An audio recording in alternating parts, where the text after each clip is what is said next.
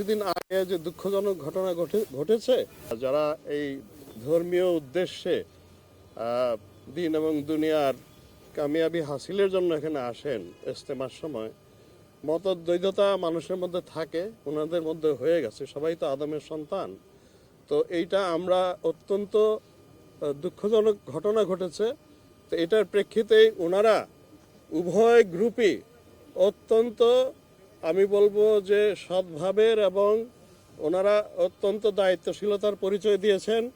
ওনারা এখন আমাদের মাওলানা মাহফুজ এখানে আছেন, ওনারা এই 31 থেকে 5-এর মধ্যে ওনারা করবেন। আর বাকি যে অংশ ওনারা 14 থেকে 16 পর্যন্ত করবেন। এর মধ্যে কোনো ধরনের দ্বন্দ্ব কিংবা মতদ্বৈধতা নাই।